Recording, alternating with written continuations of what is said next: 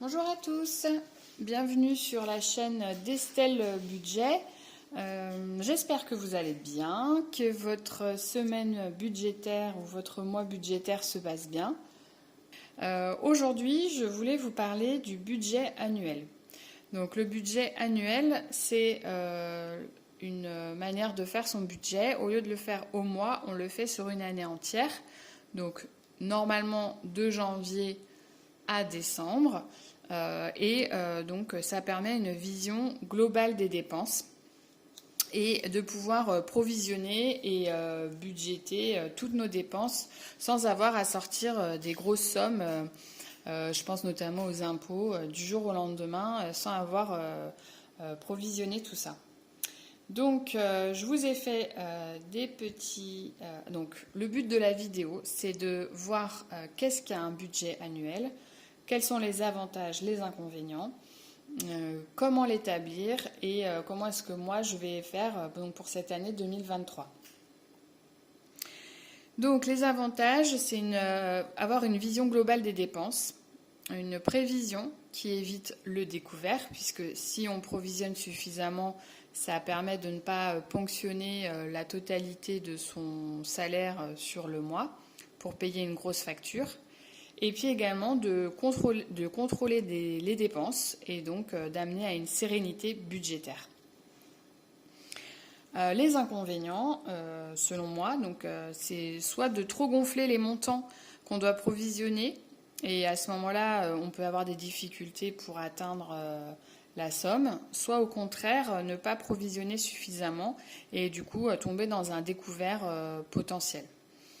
Et ensuite, pour moi, le deuxième inconvénient, c'est que faire son budget annuel, c'est une méthode qui demande un recul sur ses dépenses et sur tout ce qui va arriver dans l'année, et c'est pas toujours évident. D'ailleurs, je ne suis pas du tout certaine que mon budget là que j'ai fait, que je vais vous montrer, va être réel en fait. Comment dire, il y a quand même une part de subjectivité. Et du coup, ça demande une certaine adaptabilité. Par exemple, pour les vacances, si ça se trouve, je vais dépenser beaucoup moins. Mais bon, tant pis, je préfère mettre un peu plus en provision et le cas échéant, ne pas avoir à dépenser l'argent. Et à l'inverse, le centre de loisirs pour mon fils, je peux en avoir besoin peut-être de plus, voilà, davantage, et ne pas avoir mis assez d'argent de côté. Donc, maintenant qu'on a vu les avantages et les inconvénients, nous allons donc voir les étapes pour faire son budget annuel. Donc, selon moi, la première étape, c'est de faire la liste la plus exhaustive possible des dépenses qui ne sont pas fixes, par catégorie. Donc, par exemple, voiture, donc contrôle technique, vidange, ça c'est souvent des choses qui reviennent régulièrement. Les anniversaires, donc il y a des mois où vous aurez peut-être 3 ou 4 anniversaires, et puis des mois où vous en aurez 0, sauf que finalement si vous attendez le mois où il y a les 3 anniversaires, vous allez sortir une grosse somme d'argent, alors que si vous aviez mis un petit peu chaque mois dans l'enveloppe anniversaire, vous n'auriez pas à sortir autant d'argent en une seule fois. Les vacances, etc. Et tout ça réparti par mois. Donc janvier, février, mars, voilà. Ensuite, la deuxième étape, c'est une fois qu'on a fait par mois, on voit par catégorie, en additionnant les montants les uns avec les autres pour avoir la somme annuelle dépensée. Puis, la diviser par 12 mois pour avoir finalement un montant mensuel qui permet d'échelonner toutes les dépenses qui vont être prévues. Et l'étape 3, donc, c'est mettre en place soit une épargne mensuelle qui est prélevée directement sur le compte quand on reçoit sa paye, soit une épargne alimentée par les défis, si on fait la méthode des enveloppes budgétaires avec les défis, ou faire un mix des deux, c'est-à-dire on met une partie des provisions en début de mois sur les épargnes, et puis une partie, par exemple, en fin de mois, lorsqu'on fait les défis. Ça permet d'avoir l'impression peut-être de moins mettre d'un coup Et puis finalement de se rendre compte que ah bah chic, finalement à la fin du mois j'ai quand même réussi à mettre 50 € de plus dans mon budget vacances par exemple. Donc moi c'est ce que je fais. J'alimente en début de mois donc les épargnes que j'ai envie d'épargner, enfin de gonfler, voilà. Et en fin de mois, grâce à mes défis, je gonfle un petit peu plus certaines enveloppes qui pour moi sont plus importantes ou dont j'ai envie que le montant il augmente plus rapidement que d'autres. Donc maintenant qu'on a vu les étapes, je vais vous montrer moi ce que j'ai fait. Donc j'espère que vous voyez bien. Voilà, ça m'a l'air pas mal. Donc j'ai fait par mois, donc janvier, février, mars, et j'ai mis donc tous les événements que dont j'ai pu me rappeler. Et honnêtement, c'est pas facile et je pense que j'en ai oublié. Donc, par exemple, le nouvel an, au niveau du repas, j'ai compté 100 €, l'épiphanie 20 € pour la galette des rois, le rendez-vous ophtalmo et les lunettes de mon fils, donc c'est une fois dans l'année, j'ai compté 30 €, puisqu'il y a un gros remboursement de la mutuelle. Mon cloud, donc je paye une fois dans l'année, c'est 100 €. Et donc, janvier, c'est la période des soldes, donc j'ai mis pour moi 250 et pour mon fils 100 €. Les montants sont approximatifs, on va dire que c'est ce que j'ai prévu, mais c'est toute la difficulté de faire son budget de manière annuelle, c'est qu'en fait on part sur des montants qui ne sont pas exacts. Ensuite, le mois de février, donc là j'ai 3 anniversaires, vous voyez. Donc j'ai celui de mon conjoint, mon père et puis mon beau-frère. J'ai les vacances de février, donc on a loué là quelques jours, donc je sais que ça va nous coûter 200 € et j'ai compté pour tout le reste 200 €. Sortie, resto, visite, matériel de vacances si on achète quelque chose. Et le centre de loisirs, donc j'ai compté une semaine, 90 €. J'ai inscrit mon fils la semaine dernière. Le mois de mars, j'ai que l'anniversaire de ma mère, voilà. Et donc, vous voyez, par exemple, là, sur le mois de février, si je devais sortir toute cette somme d'un coup, donc j'ai 2, 4, 6, 7, j'ai quasiment 800 € à sortir. Je vous dis pas, ça me ferait mal sur mon mois, alors que au mois de mars, j'ai que 50. Donc voilà, c'est l'avantage du budget annuel, c'est que en voyant toutes les dépenses qui sont prévues, je peux dire que divisé par 12 mois, voilà, je dois sortir tant par mois pour réussir à payer toutes ces dépenses. Au mois d'avril, j'ai prévu donc les vacances d'avril. Je ne sais pas si on va partir, mais au cas où on partirait 5 jours, quoi, quelque chose comme ça. Le centre de loisirs pour une semaine. Les impôts sur le revenu, j'ai budgété 200 €, sachant que j'ai le prélèvement à la source avec mon conjoint puisqu'on est pacsé. Mais voilà, au cas où il fallait rajouter quelque chose, Pâques, et puis les achats de printemps, donc parce que voilà, les beaux jours arrivent, une paire de baskets, un petit sweat plus léger, et puis je sais pas moi, une nouvelle casquette, et voilà quoi, on a atteint les 100 € quasiment, même si pour mon fils j'achète beaucoup en seconde main. Malgré tout, ça peut aller vite et voilà, il grandit, il a 4 ans et demi, donc à cet âge-là, ils peuvent rarement mettre la même chose d'une année sur l'autre. Les achats de granulés, donc cette année, on a prévu d'acheter des granulés parce qu'on espère qu'ils vont baisser à partir du moment où ça sera plus la période de chauffe. Donc on voudrait acheter avec mon conjoint des granulés pour l'hiver 2023, du coup, voilà. Enfin, l'hiver 2024 même. Donc ça, c'est en fonction de ce qu'on trouvera. Mais voilà, il faut que je le budgétise. Et ensuite, donc, j'ai l'anniversaire j'ai quelques anniversaires, les cadeaux des maîtresses. Et pour ma voiture, cette année, j'aurai le contrôle technique et la vidange à faire en juin. Sachant que, normalement, j'ai assez d'argent de côté déjà pour ma voiture, mais je l'ai quand même mis parce que il faut que je le prévoie. Et c'est aussi pour vous montrer tout ce qu'on peut prévoir dans une année. Ensuite, donc en juillet, il y a les vacances. Donc on sait déjà qu'on a loué une semaine, que ça va nous coûter 900 € la semaine.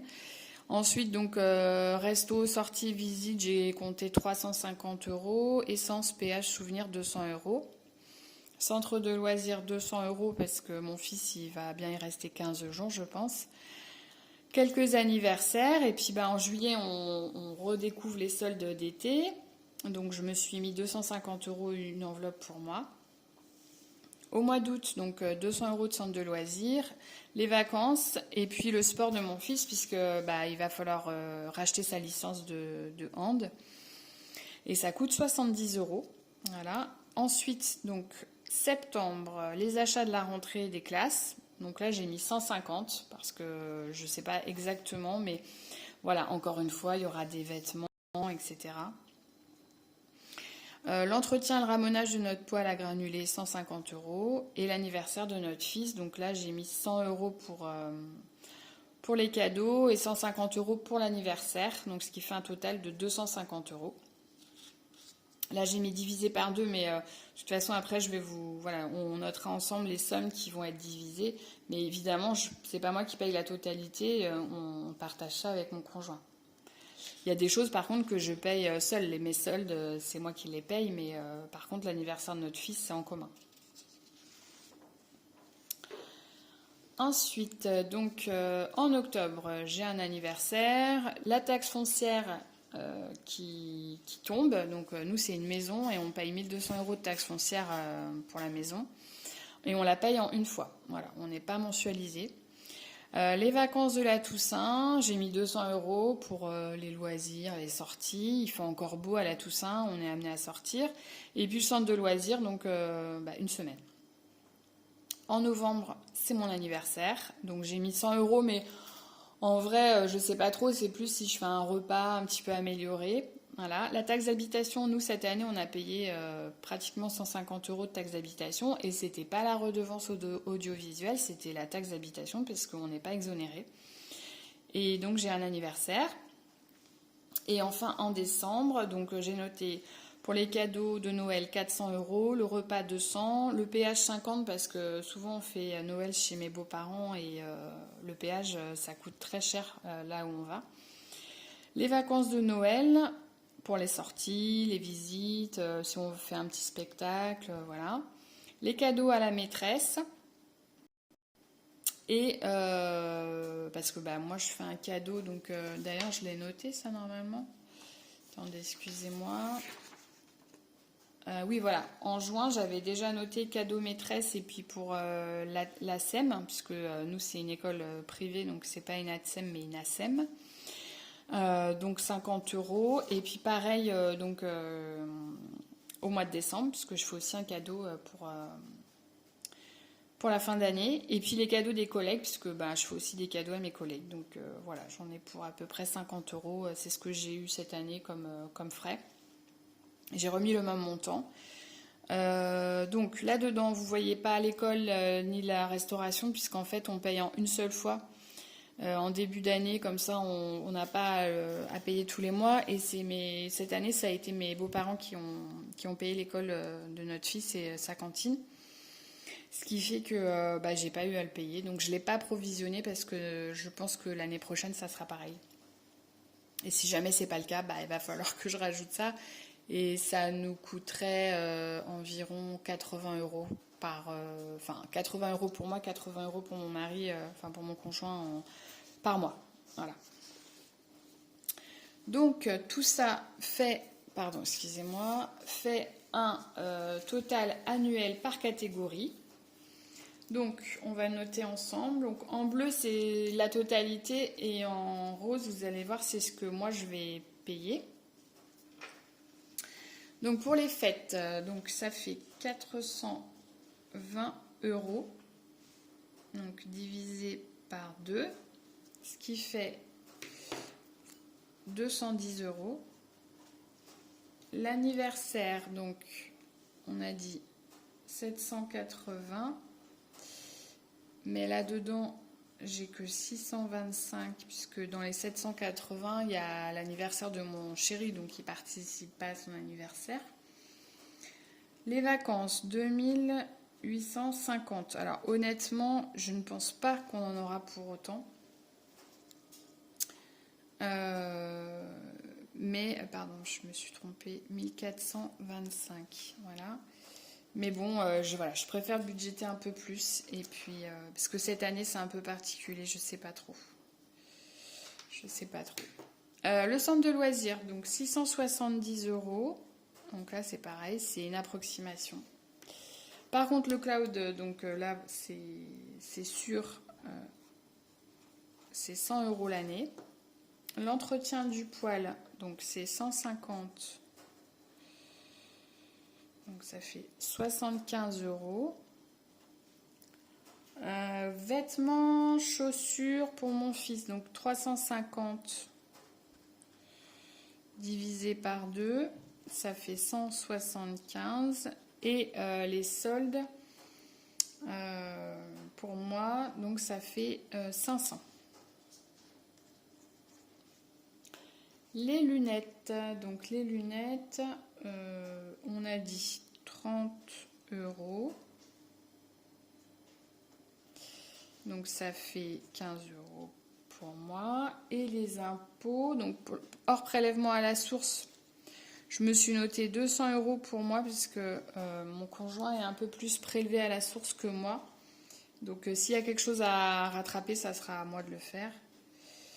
Et les taxes, donc taxes d'habitation, taxes foncières, j'ai compté 1350, donc 675 € pour moi. Cadeau de la maîtresse et de la SEM, donc c'est 100 €. Cadeau collègue, c'est 50 €. Voilà. Les cadeaux de Noël, donc c'est 400 € et c'est à ma charge. Enfin, c'est pour mon côté en fait. Le sport de notre enfant, donc 70 € divisé par 2. Voilà. Cadeau. Alors non, pardon, la voiture. Donc la voiture, 180 € et donc c'est à ma charge. Et granulés de bois, donc on a dit 200 €. À mon avis, ça sera un peu plus, mais bon, je ne sais pas. Ça va dépendre du prix du sac de Pelé en fait. Si par miracle il a baissé. Donc là, j'ai compté 100 € pour moi. Donc, une fois qu'on a fait ça, eh bien, on va regarder ce qui me reste à ma charge et combien ça fait par mois. Parce que là, c'est des sommes qui paraissent assez énormes pour certaines. Donc, à ma charge. Donc, on a dit, vous êtes toujours centré, oui, à peu près. Donc, 210 €. Ce qui fait, alors j'ai arrondi, pas toujours, voilà, j'ai fait approximativement. 210 €, ce qui fait 17,50 € par mois.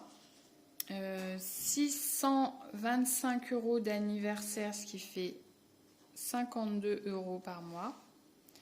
Les vacances, donc là c'est assez énorme, 1425, ça fait 118 € par mois.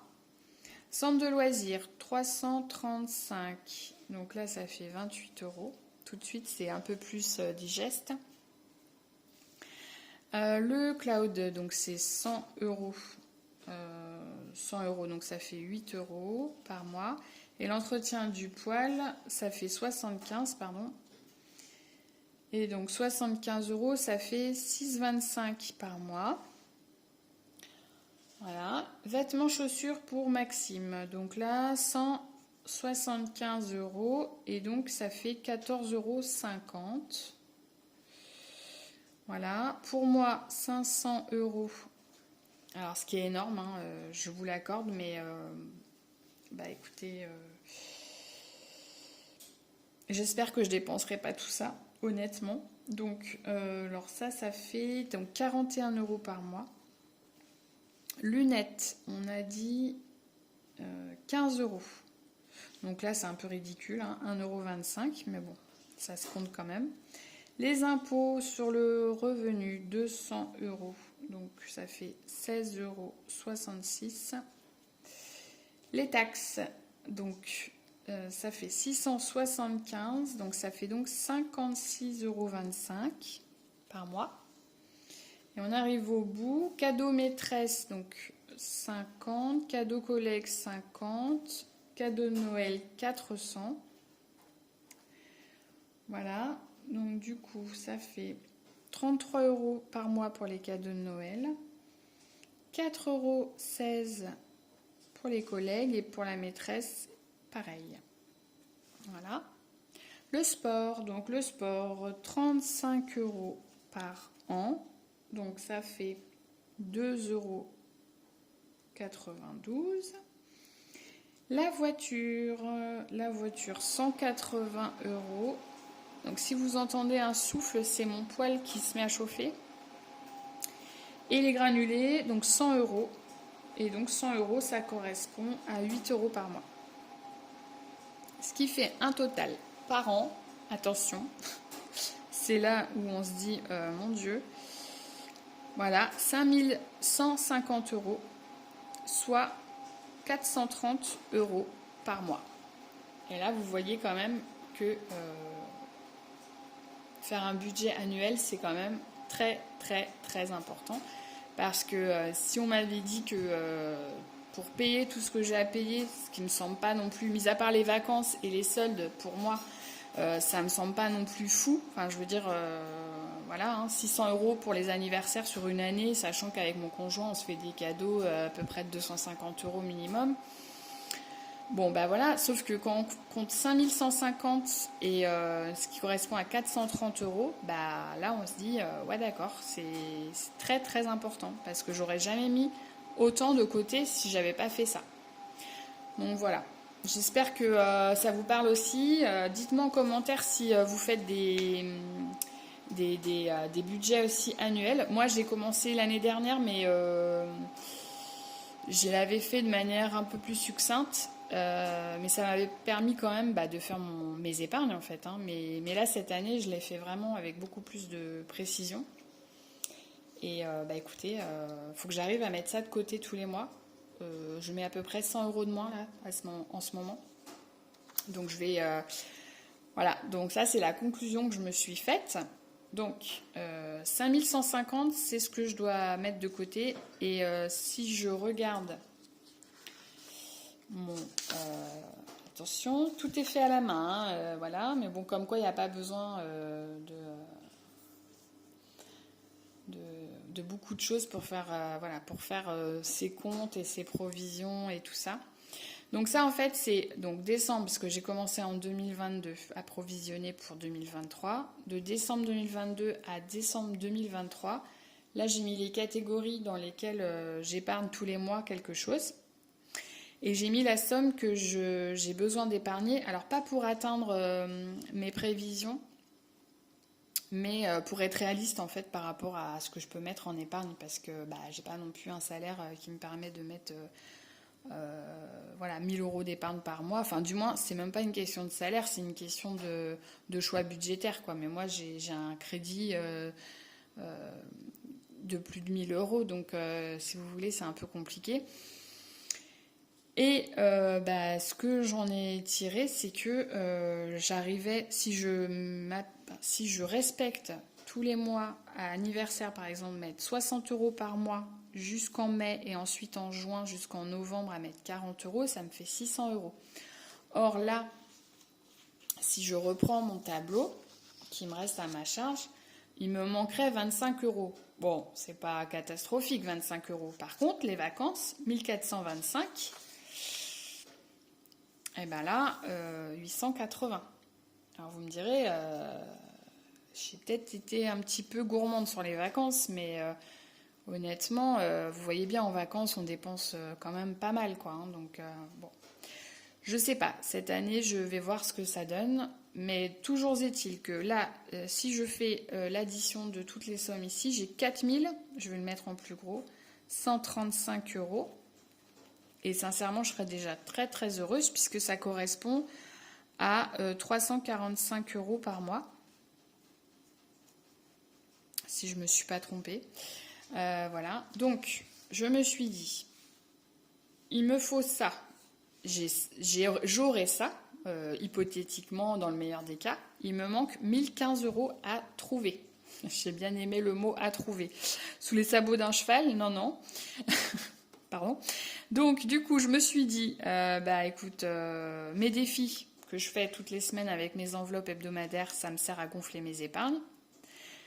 Je fais des ventes d'occasion, donc Vinted, Le Bon Coin. Pourquoi pas faire un vide-grenier? Je ne l'ai jamais fait, mais je me dis, pourquoi pas. Donc, tout l'argent que je récupère avec mes ventes, là, j'ai pas mal de puriculture à vendre, donc pourquoi pas. Et puis, j'ai une prime annuelle au travail, qui n'est pas mirobolante. C'est loin, loin, loin d'être un 13e mois, mais c'est déjà ça de prix. Et je me dis, ça, il faut absolument que je l'épargne tout de suite, quoi. Donc, écoutez, maintenant que je sais tout ça, ça va me permettre de faire en sorte soit de vraiment moins dépenser, notamment sur le budget vacances, ou alors d'essayer d'arriver à épargner ces sommes. Donc je vous dirai je pense que ce qui serait intéressant maintenant qu'on a fait le budget annuel, c'est de prendre un an de recul et puis de voir qu'est-ce qui s'est passé, quoi. Est-ce que j'ai été un peu trop optimiste? Est-ce qu'au contraire j'ai vraiment trop gonflé mes épargnes, mes dépenses et du coup j'ai pas eu besoin de tout ça? Mais toujours est-il que ça a le mérite d'exister. Donc, écoutez, si vous avez envie, je vous invite à faire ça. Je pense qu'il y a beaucoup de gens qui seraient étonnés, en fait. Et voilà. Et en fait, ça permet de partir vraiment sur des sommes réalistes, quoi. N'hésitez pas à me poser des questions. Si vous avez, une idée de comment je pourrais récupérer les 1015 €, ça m'intéresse aussi. Et je vous dis à très bientôt. Merci d'avoir regardé la vidéo. N'hésitez pas à commenter, à mettre un petit pouce bleu, à vous abonner, pourquoi pas. Et puis moi je vous retrouve bientôt pour la suite. Merci et puis à bientôt. Bye.